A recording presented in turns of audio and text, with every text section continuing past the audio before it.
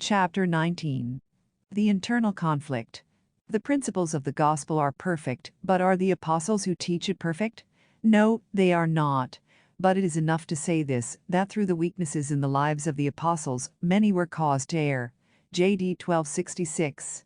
Right after the '78 announcement, when President Spencer W. Kimball was in Honolulu, he stated that his revelation came at this time because conditions and people have changed. It's a different world than it was 20 or 25 years ago. The world is ready for it. Day. News, June 13, 1978. It is indeed a different world, and is becoming worse and worse. It has been described by all the prophets as being about the worst of all other times, even comparable to the days of Noah, so the priesthood seems to be more ripe for destruction than for extension and growth. Where in the Bible does it say the Canaanite or blacks can have the priesthood? Where in the Doctrine and Covenants does it say so? Or where did Joseph Smith say he had a revelation telling us that the sons of Cain, or the black race, could have the priesthood? The Lord has never given a scripture or a written revelation stating that a person of the black race could possess the priesthood. Certainly no such revelation was ever given to any church president, including Spencer Kimball. Shouldn't this arouse suspicion in a person who believed that the church must be guided by revelation? Shouldn't a man with basic common sense think twice about these things if he knew that one of the former LDS presidents said he could lose his own priesthood by consenting to it? We need to remember that this is not merely a racist or political doctrine dealing with social issues. It is a priesthood issue. The LDS Church is not a man-made religion where man can try to change doctrines to satisfy some civil rights program. Instead, it is God's priesthood, and He alone governs its use and function and power. What is the answer? It is simple: just do what we were supposed to do 6,000 years ago, and obey the commandments of the Lord without bending or changing them to comply with worldly society and traditions. The world's tempting aroma smells sweet, but like a bad whiskey, it numbs the brain until we don't have the sense to get away from it, nor even want to. The Jews, who had control of the temple at the time of Christ, knew who He was, but they wouldn't admit it, because they didn't want to jeopardize their authoritative and wealthy positions. They could not sacrifice their worldly titles and wealth in order to defend gospel principles. Likewise, we have many today who will not defend or even admit to the truths of the gospel because of the sacrifice they may be required to make. The fact that leaders might be guilty of bestowing the priesthood where it has been forbidden is part of what Isaiah prophesied when he said, "The priest and the prophet of in vision, they stumble in judgment, and have made a covenant with death, and with hell are we at agreement." Isaiah 28:7-15, very strong words, but the reason is because they have transgressed the laws, changed the ordinance, broken the everlasting covenant. 24:5, ancient Israel did it, the early Christians did it, and Isaiah and Moroni said we would do it too. The children of Israel did not want to live the higher laws, so they suffered the consequences.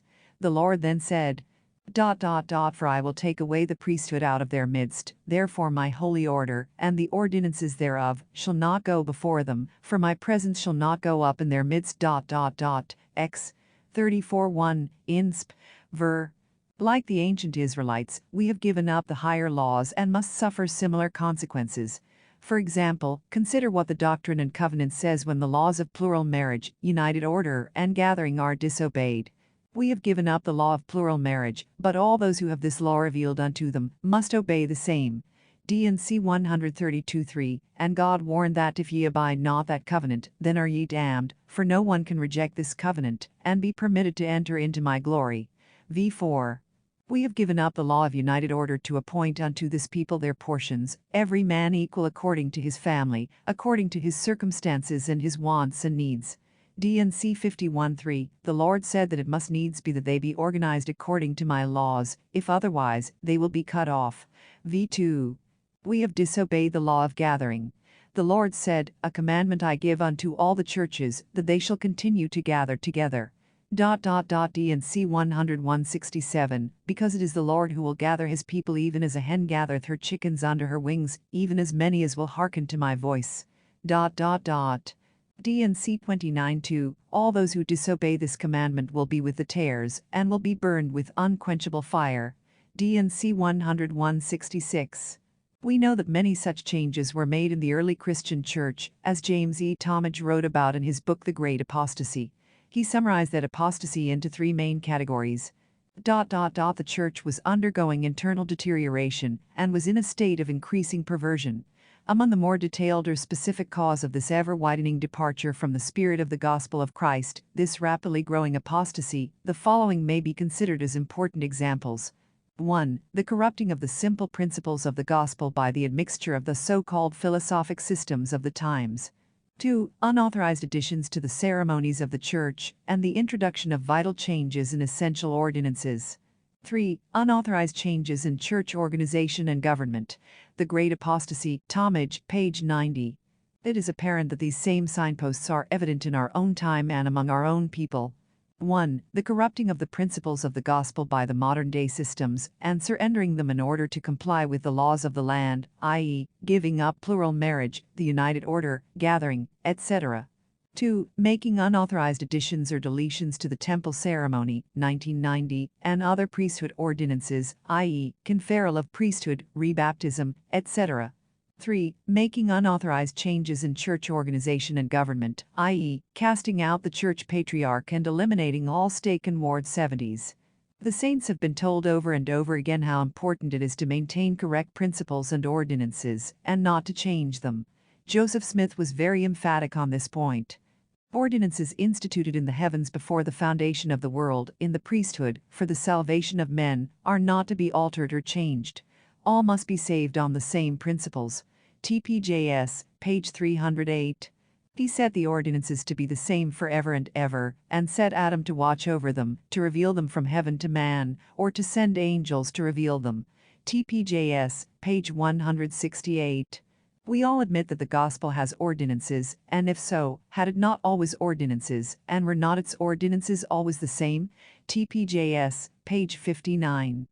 The Melchizedek high priesthood was no other than the priesthood of the Son of God, that there are certain ordinances which belong to the priesthood, from which flow certain results. TPJS, page 111. Cain also being authorized to offer sacrifice, but not offering it in righteousness, was cursed. It signifies, then, that the ordinances must be kept in the very way God has appointed, otherwise their priesthood will prove a cursing instead of a blessing. TPJS, page 169. The prophet Joseph also made a very significant statement when he said, "If there is no change of ordinances, there is no change of priesthood." TPJS, page 158. Conversely, this would mean that if there is a change of ordinances, there is a change in priesthood. When ordinances are changed, their validity is lost, and the brethren risk losing their own priesthood. What are the consequences, then, of changing the age-old doctrine regarding blacks and the priesthood? 1. We have transgressed a law given to ancient Israel, and thus have lost the priesthood, the same as they did. 2. About 10 million Mormons have been deceived, and their ordinance work may be jeopardized. 3. The consequences of all this will affect one's exaltation, and perhaps assist in determining which kingdom he will inherit. The next question is, how many doctrines can we discard, how many ordinances can we change, how many principles can we substitute, and how many laws can we reject before it becomes apostasy?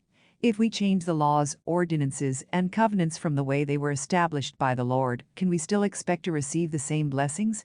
Apparently some must think so.